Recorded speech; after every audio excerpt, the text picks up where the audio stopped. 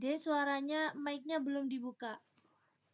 Oh ya, bismillahirrahmanirrahim. Ayyuma mra'atin, perempuan mana saja.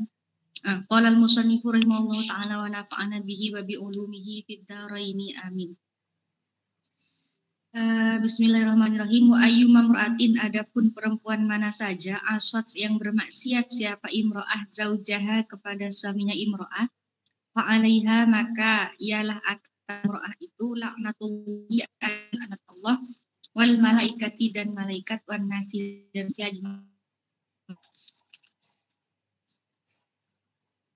wa ayyuma mra'atin dan perempuan mana saja kalihat yang berwajah muram gitu, berwajah tidak enak di wajhi zaujiha di hadapan suaminya perempuan itu fahiyah maka adapun perempuan fi suhtillahi ialah ada di dalam murka Allah ila antudahika hingga mengajak tertawa siapa mar'ahu kepada suaminya. Watas tardi dan berusaha mendapatkan keridhaan siapa perempuan hu kepada suaminya.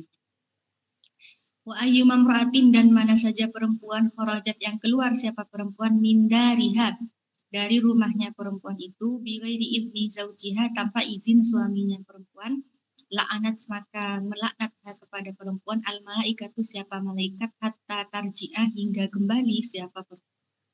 Qalat berkata Aisyah tu siapa umul mukminin Aisyah radhiyallahu anha semoga Allah meridai beliau.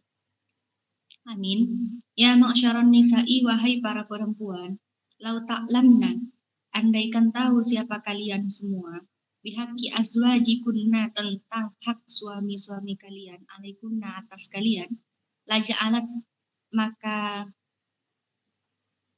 memulai almar'atu siapa perempuan minkunna dari kalian semua itu tamsahu ialah mengusap siapa perempuan al-ghubara kepada debu angqadamai zaujiha dari dua telapak kaki suaminya bihurri wajiha dengan wajahnya si perempuan. Wa qala sallallahu alaihi wasallam dan bersabda siapa Nabi sallallahu alaihi wasallam salah satu adapun 3 orang layak balu yang tidak menerima Allahu siap Allah lahum bagi mereka sholatan sholatan kepada sholat layak wala turfa'u dan tidak diterima lahum bagi mereka ila sama ke langit hasanatun apa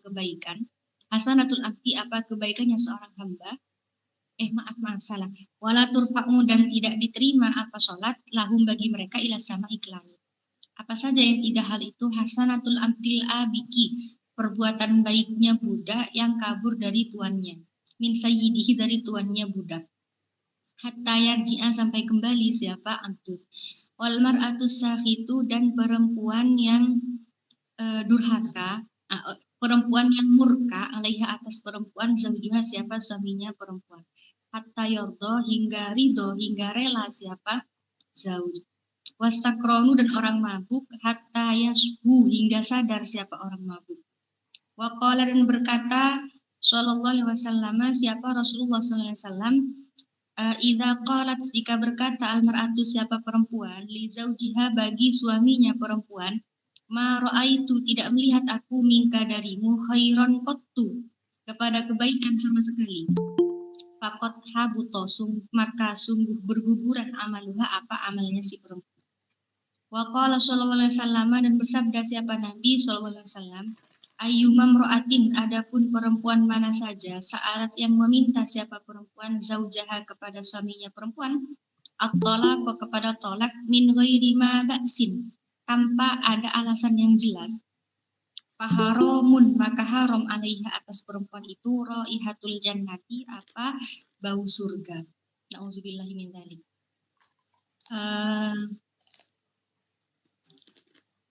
Ya, sampai situ aja dulu. Jadi teman-teman ini isinya ngaji kita sekarang ini nggak jauh-jauh dari riwayat-riwayat baik dari Nabi, dari Sayyidah Aisyah maupun dari para ulama tentang sanksi bagi perempuan yang tidak taat lah atau melawan lah terhadap suaminya. Nah, yang pertama ini lanjutan dari yang kemarin sebenarnya. Jadi perempuan mana saja yang asot ini bermaksiat, maksudnya melawan terhadap suaminya, maka dia akan mendapatkan laknat Allah, malaikat, dan manusia semuanya. Di sini ada riwayat dari Ali bin Abi Thalib bahwa Rasulullah SAW pernah berkata, andaikan seorang perempuan menjadikan salah satu tangannya sebagai daging panggang, sementara yang lain dijadikan sebagai masakan, kemudian dia memberikan itu untuk suaminya, tapi tidak membuat suaminya ridho, itu tetap dia ketika hari kiamat katanya masuk dalam golongan Yahudi dan Nasrani. Ini kan sangat frontal sekali ya seperti. Tapi ini di sini mungkin bisa kita pahami bahwa perempuan yang dimaksud di sini adalah perempuan yang sangat negatif sekali perilakunya, sementara si suami ini sudah berusaha mendidik, suaminya ini sudah berusaha mengarahkan, dan suaminya nggak neko-neko gitu. Intinya suaminya di sini sedang menjadi protagonisnya dan perempuannya menjadi yang antagonisnya gitu.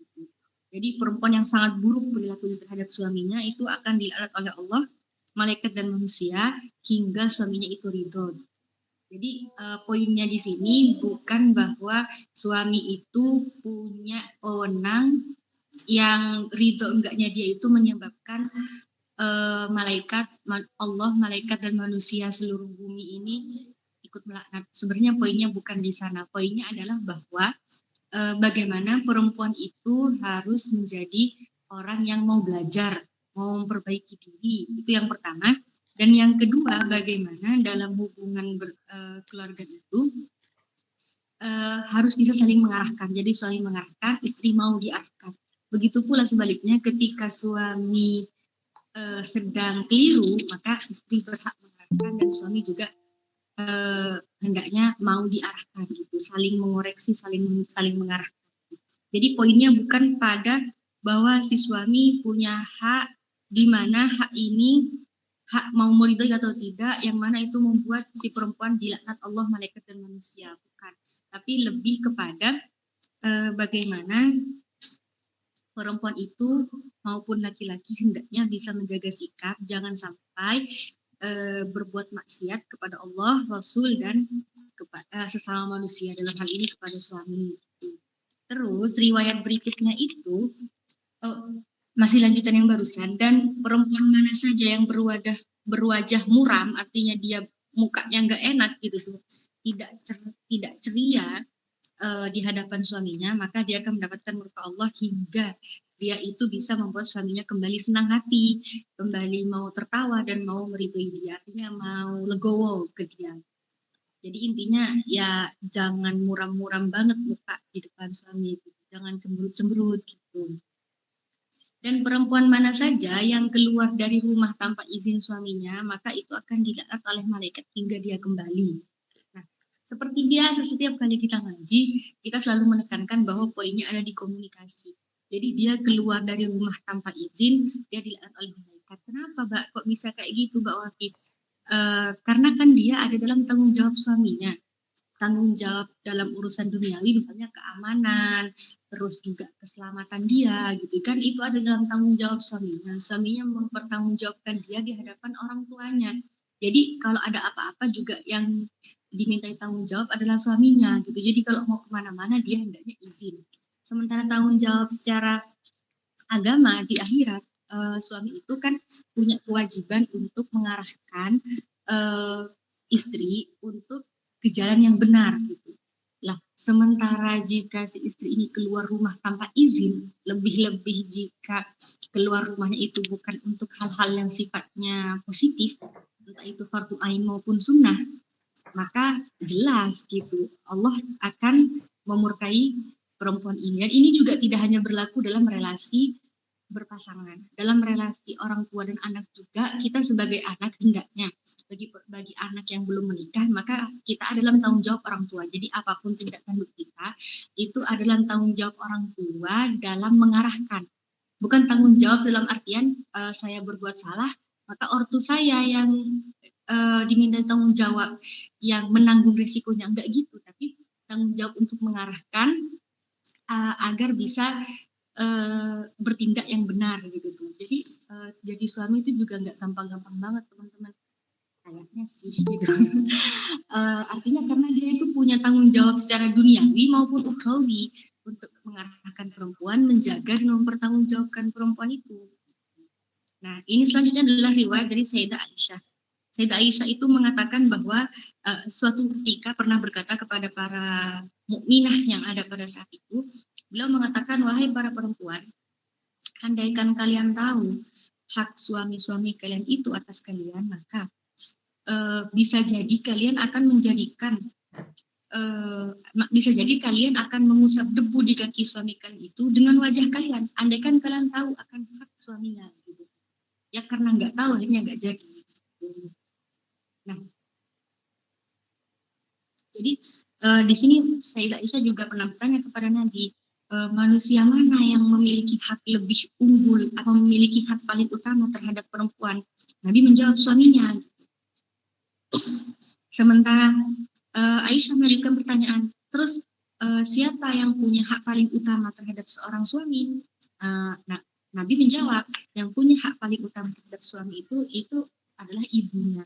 Ini kan beberapa waktu belakangan ini kan sempat viral rame banget jadi bahan diskusi ya teman-teman. Saya buka TikTok ketemunya itu, saya buka Instagram ketemunya itu, buka Twitter ketemunya juga itu. Jadi perdebatan kira-kira yang menjadi prioritas itu ibu, istri atau anak gitu. Pernah ketemu kan ya yang teman-teman kayak gitu ya. Dan itu semuanya dan itu mengandung banyak sekali opini yang berbeda-beda gitu. Jadi ternyata ada hadisnya. Jadi Nabi mengatakan bahwa perempuan itu yang bagi perempuan yang memiliki hak paling utama bagi perempuan itu adalah suaminya.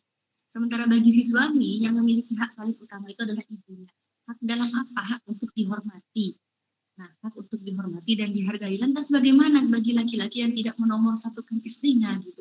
Jadi kita perlu membedakan, perlu mendikotomi antara menghormati sama menghargai, menghormati sama tanggung jawab. Jadi si suami terhadap ibunya dia harus menghormati ibunya, harus menomorsatukan ibunya dalam hal menghormati. Tapi dalam hal dia harus menomorsatukan istrinya dalam urusan tanggung jawab dan menghargai. Gitu. Jadi nggak bisa ditabrakkan emang tiga hal ini antara istri, anak atau ibu yang belakangan ramai di medsos itu idealnya menurut saya itu nggak perlu ditabrakkan, nggak perlu disuruh milih gitu, karena itu ranahnya beda. Bagi ibu, bagi seorang laki-laki, ibu adalah orang pertama yang harus dihormati, ditakdimi, dan bagi orang laki-laki juga istri adalah orang pertama yang harus dihargai. Apa ya? Jadi tanggungan terberatnya gitu. Jadi tanggung jawab terberatnya laki-laki nomor satu adalah istri, tanggung jawab untuk dihormati nomor satu adalah ibu, dan tanggung jawab untuk dibimbing dan disayangi nomor satu itu adalah anak. Gitu. Jadi memang nggak bisa kan karena ranahnya itu beda. Sayangnya ramai sekali kan di media sosial yang mereka itu meminta pasangannya untuk memilih gitu antara ibu, anak atau istri. Padahal tiga hal ini itu ranahnya beda, ruang lingkupnya beda antara menghormati, menjadikan tanggung jawab dan menyayangi sekaligus membimbing. Lanjut ya. Jadi itu pertanyaan-pertanyaan yang belakangan viral di medsos itu sebenarnya sudah ada sudah ada hadisnya. Nabi juga pernah bersabda ada tiga hal yang membuat Allah tidak menerima sholat seorang hamba. Yang pertama adalah kebaikan seorang hamba, seorang budak yang kabur dari tuannya. Jadi dulu ketika masih ada perbudakan, budak itu utuh ada dalam tanggung jawab tuannya gitu. Jadi ketika budak ini kabur dari tuannya, maka ini tidak dibenarkan oleh Islam gitu. Jadi perbuatan baik apapun yang dilakukan oleh hamba ini, tapi dia itu sebelumnya kabur dari tuannya, itu enggak diterima katanya, nunggu dia balik dulu ke tuannya. Artinya dia harus selesai baik-baik dulu dengan tuannya. Terus yang kedua adalah perempuan yang dimurkai suaminya atau perempuan yang suaminya nggak ridho kepada dia. Sampai kapan dia amal sholatnya nggak diterima? Sampai suaminya itu kembali ridho. Gitu. Jadi sampai mereka kembali damai dan muasyarah bil ma'ruf itu. Dan yang ketiga adalah orang mabuk sampai sembuh. Jadi orang mabuk sholatnya nggak keterima sampai dia itu sembuh. Mabuk yang gimana Mbak? Mabuk yang disengaja. Jadi kalau misalnya dia mabuk karena dijebak orang misalnya, itu beda lagi. Jadi bagi orang yang mabuk secara disengaja, maka sholatnya itu tidak diterima oleh Allah sampai dia itu kembali sadar. Nah, lanjut hadis oh belum.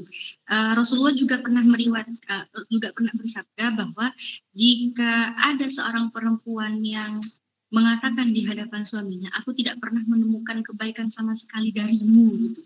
Maka ketika dia mengatakan seperti itu, maka amal-amal baik itu berguguran.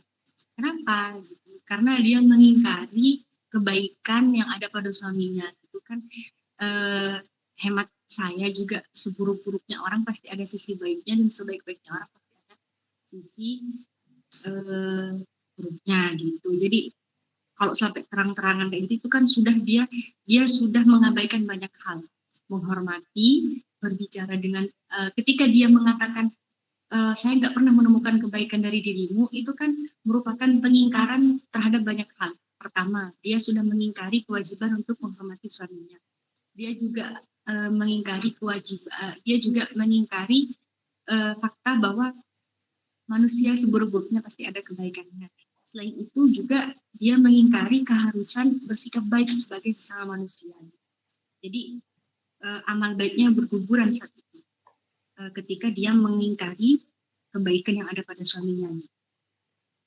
Dan terakhir, hadis terakhir ini mengatakan ketika ada perempuan yang meminta cerai dari suaminya tanpa alasan, min ghairi ma ba'sin itu tanpa alasan, artinya dia ya udah karena bosan aja minta cerai gitu, nggak ada alasan yang masuk akal seperti contoh misalnya dia di KDRT atau apa, maka dia itu katanya haram untuk mendapatkan bau surga gitu. Jadi dia nggak bakal pernah mencium bau surga, jangankan surganya, bau surganya aja dia nggak bakal ngerasain gitu katanya. Jadi kecuali kalau misalnya dia meminta cerai karena alasan-alasan yang bisa diterima, seperti misalnya dia menjadi korban KDRT atau karena dia tidak mendapatkan nafkah yang sesuai, yang wajar, yang menjadi hak dia, atau karena misalnya dia disakiti secara psikis dan lain-lain lah, diselingkuhi segala macam. Itu sudah termasuk yang berhak ya. Jadi ini relasinya baik-baik saja, nggak ada masalah apa-apa, tapi ternyata si perempuan ini minta cerai, entah karena dia sebelumnya telah berkhianat atau apa gitu. Maka perempuan yang seperti ini, kata Nabi, itu perempuan yang diharamkan mencium bau surga gitu. Terakhir, saya ingin menyampaikan bahwa kitab ini, saya di awal banget waktu kita baru mulai ngaji, saya sudah menyampaikan dan sekarang saya sepertinya ingin menyampaikan lagi bahwa kitab ini dulu, kitab ini di mindset saya adalah kitab yang misoginis gitu, kayak yang kitab yang menyudutkan perempuan banget gitu. Tapi ternyata setelah saya belajar dan saya baca lagi di usia-usia sekarang ini, ternyata kitab ini justru adalah kitab yang sangat filogenis sekali. Kitab yang sangat ramah terhadap perempuan. Kenapa saya bilang begitu? Karena alasan pertama, jauh sebelum Imam Nawawi ini membahas tentang sanksi, tentang kewajiban segala macam bagi perempuan, dia sudah lebih dulu mendahulukan membahas hak perempuan yang harus dipenuhi oleh suaminya, termasuk juga hak untuk muasyarah ma'ruf yang harus dilakukan oleh suaminya terhadap istri. Jadi pembahasan awal Imam Nawawi ini adalah tentang hak perempuan, tentang kemuliaan perempuan. Baru kemudian setelah itu Imam Nawawi baru menjelaskan kewajiban-kewajiban perempuan dan pelanggaran-pelanggaran sikap yang dilakukan oleh perempuan. Jadi adil dong ya. Justru bagi saya nggak adil kalau ada kitab yang utuh menjelaskan hal-hal positif tentang perempuan saja tanpa menyinggung sedikit pun tentang negatifnya misalnya. Jadi kayak seakan-akan perempuan tidak pernah salah. Itu saya kurang seret gitu tuh. Karena kita sebagai manusia, perempuan juga manusia, kita kan memiliki potensi baik dan buruk sama-sama memiliki potensi baik maupun buruk, sehingga tergantung bagaimana kita memanage sikap kita, apakah mau memilih sikap yang baik atau yang buruk. Jadi tiap kali ada yang nanya ngaji apa, misalnya saya bilang ngaji Utulujen, orang-orang pasti menganggap bahwa oh itu anu ya gitu tuh, seperti yang saya sampaikan dari tadi. Tapi saya melakukan pembelaan. Kitab ini kitab yang sangat adil terhadap perempuan. Gitu. Jadi kitab ini tidak melihat bahwa perempuan sebagai makhluk yang harus selalu dibela, tapi kitab ini juga tidak menyudutkan perempuan. Kitab ini adil. Siapapun, laki-laki maupun perempuan, ketika dia punya hak dan kewajiban yang sama, ketika dia berbuat salah, dia juga memiliki sanksinya sendiri-sendiri, disesuaikan dengan objeknya gitu. Mungkin hanya itu teman-teman. Sekian dari saya, mohon maaf kalau banyak kesalahan. Silakan kalau mau ada yang didiskusikan boleh langsung open. Silahkan. Oh iya, saya kembalikan dulu ke Mbak Uun sampai depan. Oke, terima kasih Sada. Teman-teman seperti biasa ya, kalau ada pertanyaan boleh ditulis di kolom chat box atau bisa raise hand, itu ada tanda telapak tangan di bawah kalau mau langsung bertanya gitu ya. Nah, sambil nunggu teman-teman nih, Sada, tadi itu aku kirim di chat box itu. Kan kalau orang sholatnya mabuk kan gak keterima ya. Kalau orangnya mabuk cinta keterima nggak Sada sholatnya? Aku cinta. Itu kan tadi malam itu di Kopdar itu kan dibahas gitu. Jadi memang siapa bilang orang jatuh cinta itu jadi bodoh atau gila? Enggak, dia itu enggak bodoh atau enggak gila. Orang yang jatuh cinta itu sebenarnya waras. Cuma dia enggak gila, cuman seluruh hati, pikiran, dan tubuhnya itu mengarah terhadap satu objek, sehingga yang lain terabaikan. Jadi kelihatan kayak orang gila aja, sebenarnya enggak gitu. Jadi kayak Kois Majnunnya Laila itu enggak gila sebenarnya. Dia cuma terlalu fokus sama yang dicinta hingga akhirnya dia melupakan yang lain. Jadi nggak ada kayaknya orang mabuk cinta itu ya, karena memang karakternya cinta gitu, membuat orang mabuk. Gitu guys, apa kalian Dapatnya ngaji kok jari gitu. pernah merasakan mabuk cinta nggak nih orang-orang ini? Mbak Khotimatus Zahra mungkin ada yang ditanyakan, ini tadi open mic. Gitu ya teman-teman ya. Kalau ada monggo. Nah, aku tertarik ya dengan statement Sadawafi tadi yang mengatakan bahwa oh ya memang kitab ini tuh tergantung siapa yang membaca dan bagaimana perspektif yang dia miliki gitu kan. Kemudian juga tentang ini nih, soal kenapa kok perempuan itu halo, suaraku putus-putus ya guys ya. Enggak, udah enggak. Ya, mungkin tapi ini aja apa tutup video aja biar sinyalnya nggak terpecah. Nah, aku Udah. lanjutkan ya. Tadi itu kenapa sih kok perempuan itu harus izin gitu kepada suami ketika keluar rumah gitu? Kok sampai ada ancaman seperti itu di dalam hadis kan? Tadi kan disampaikan bahwa ya karena ketika sudah menikah saat itu suami berposisi sebagai pelindung, dia akan bertanggung jawab terhadap istri soal keamanannya, soal kesehatannya, soal jiwanya dan seterusnya. Maka tidak izin itu sama dengan menyulitkan suami lah, anggap saja begitu. Nah, bagaimana sama juga ketika tadi itu, ketika suami itu marah kepada istrinya, maka apa namanya nggak mau diajak ya kalau nggak salah istrinya tuh, nanti dia dilaknat sampai terbit pagi gitu kan. Eh, kan kalau bagaimana ketika yang tidak izin keluar rumah itu adalah suaminya Ustazah. Jadi apakah di dalam Islam itu status pelindung itu lengket kepada suami ataukah kan tadi dianalogikannya kepada hubungan orang tua dan anak ya. Begitupun anak, dia kan punya wali nih orang tuanya. Kalau anak nggak pamit keluar rumah itu juga riskan karena orang tua sebagai wali di situ sebagai pelindung dan penanggung jawab keselamatan anaknya. Eh, bagaimana ketika ini diterapkan kepada suami yang keluar rumah tidak pamit tuh kepada istrinya? Apakah itu juga berlaku ya sama ataukah enggak? Karena istri kan bukan pelindung suami. Ah, sebenarnya kayak mana Sada?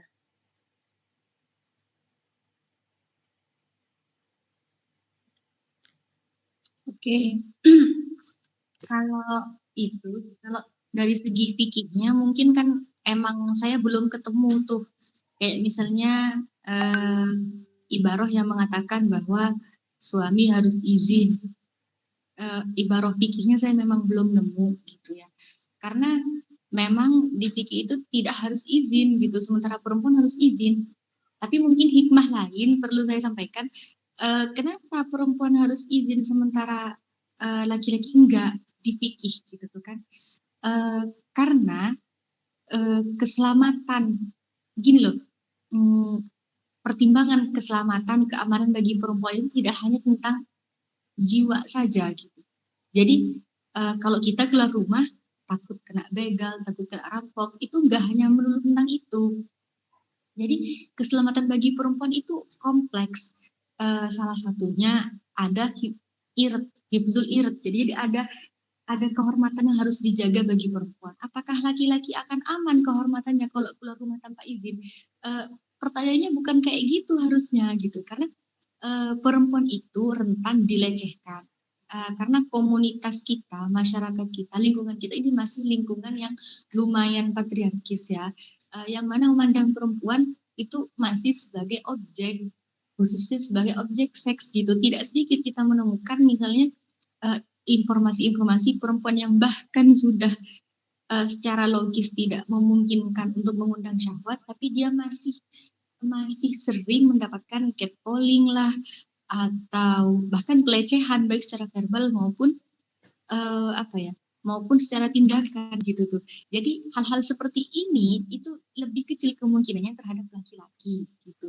Cuman kaitannya dalam relasi memang tetap alangkah baiknya saling izin dong gitu. Tapi kalau di fikih saya memang belum ketemu.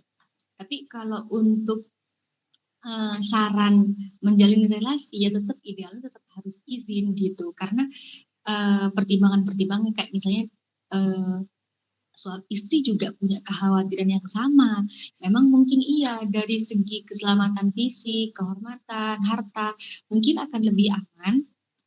Tetapi misalnya keselamatan hatinya nih takut nggak aman misalnya dan lain-lain. Jadi kalau secara fikih memang belum ketemu kalau saya. Tapi kalau idealnya kita mau ngomong hal yang ideal ya bisa dikomunikasikan harusnya tetap izin minimal laporan lah gitu. Mungkin hanya itu Mbak. Oke, Ustazah, terima kasih. Jadi kalau secara fikih tidak ada konsep itu ya, karena kita melihat ke fikih klasik gitu ya. Saya jadi ingat istilahnya Ustadz Naho itu, kefikih-fikihan gitu kalau Ustadz Naho menyebut gitu ya.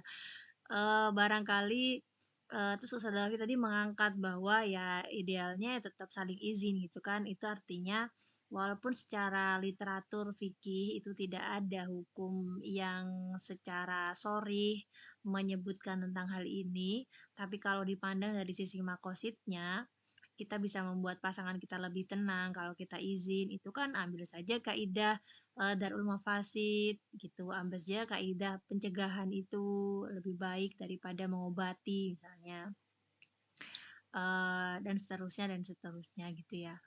Berkenaan dengan sesungguhnya eh, sebenarnya kayak gini loh, khawatir juga ya ketika ada apa namanya?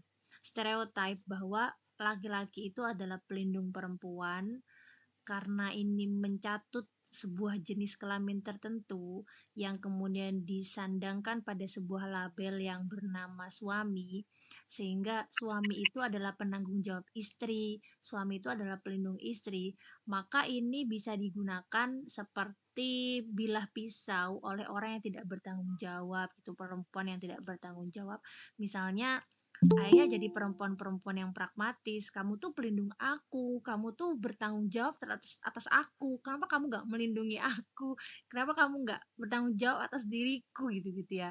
Jadi rawan juga hal-hal seperti ini yang sebenarnya dirumuskan oleh syariat itu untuk melindungi perempuan, tapi kemudian disalahgunakan tuh sama perempuan-perempuan untuk apa ya tadi, pragmatis tadi, minta dilayani, minta dilindungi, minta diselesaikan semuanya, padahal harusnya kita fastabiqul khairat kan. Jangan-jangan nilai ibadah laki-laki sebagai suami ini lebih tinggi di hadapan Allah daripada kita istrinya. Jangan-jangan dia melakukan itu semua nanti di hadapan Allah kita malu nih, "Kamu jadi istri gunanya apa? Yang iniin suamimu, yang itu suamimu, yang lindungi suamimu, nyari nafkah suamimu, kamu ngapain?" Kan gitu, kita malu juga sebagai perempuan kan. Di sisi lain juga harus imbang tuh, laki-laki juga nggak boleh semena-mena dan seterusnya, gitu ya Ustazah ya.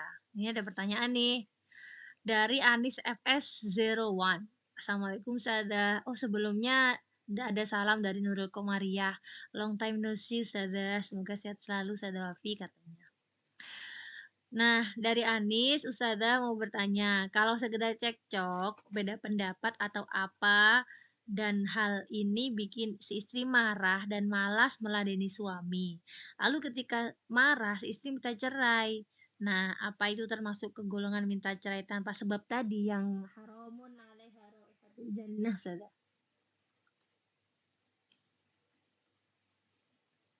Bentar-bentar, Iya, iya, iya, iya.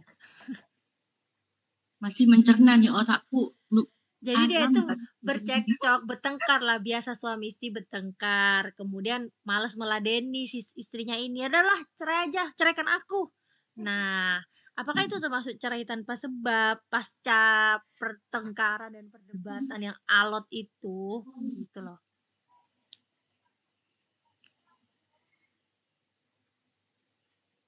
Nah, perceraian yang ada sebab yang saya sampaikan itu adalah kalau si istri ini tidak mendapatkan hak-haknya gitu. Hak untuk dimuasyarah bil ma'ruf, hak untuk diajak hidup dengan baik. Hmm. Maaf, salah kurang tepat ini anunya Pak terjemahnya. Hak untuk diajak berkehidupan dengan baik. Jadi komunikasi yang baik, terus juga ya relasi yang baik lah intinya gitu. Itu yang pertama, hak mendapatkan nafkah yang sesuai. Sesuai dengan apa, Mbak? Sesuai dengan pendapatan suami. Sesuai juga dengan levelnya si istri gitu. Terus juga dia tidak mendapatkan haknya untuk apa ya? Menjalani kehidupan dengan sewajarnya. Misalnya dia sampai mendapatkan KDRT gitu, dia tidak dihormati dengan baik oleh suaminya. Jadi ketika suatu waktu dia dijadikan sebagai teman tidur dalam tanda kutip, tapi di sisi yang lain dia di KDRT gitu tuh. Kan Nabi pernah itu salah satu sabda Nabi mengatakan bagaimana bisa gitu tuh itu dijadikan apa kamu menyakiti perempuan yang menemani tidurmu gitu tuh. Itu kan apa ya kontradiktif gitu. Sementara kalau hanya cekcok, terutama cekcok ya, saya nggak tahu ya. Saya memang teman-teman sudah maklum kok saya belum menikah gitu. Tapi saya sering sekali mendapatkan cerita dari teman-teman gitu.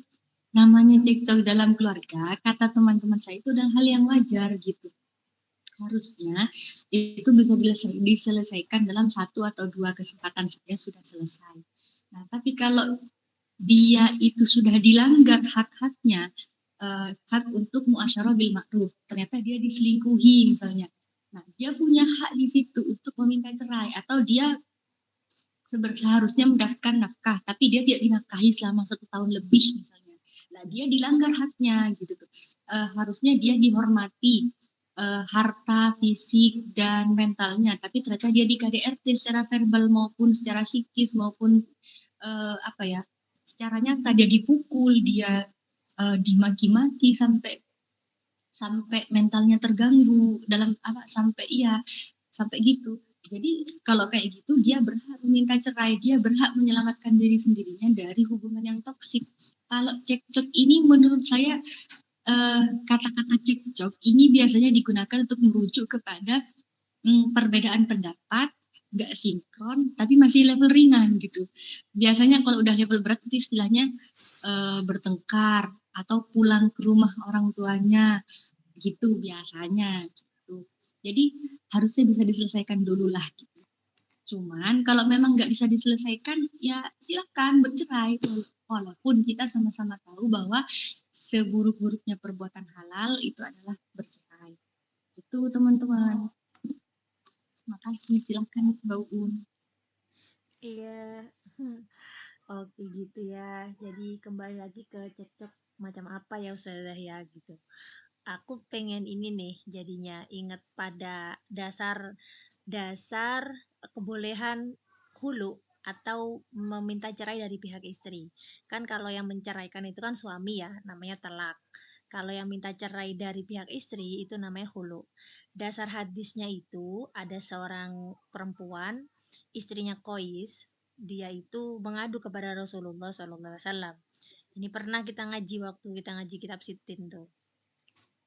Kata dia, ya Nabi, kata dia ya Rasul, si Kois ini saya itu tidak bukan bukan mencela agamanya dan akhlaknya, tapi saya khawatir saya tidak bisa melakukan khidmah atau apa ya, saya tidak bisa me saya khawatir tidak dapat melaksanakan perintah Allah gitu.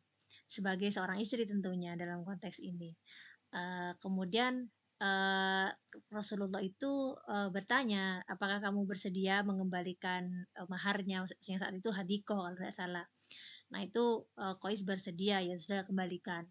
Itulah yang menjadikan dasar boleh istri itu meminta khulu atau minta cerai kepada suaminya. Akhirnya khulu itu apa sih? Khulu itu dimaknai dalam fikih sebagai permintaan talak atau permintaan cerai dari pihak istri biiwadin dengan adanya ganti.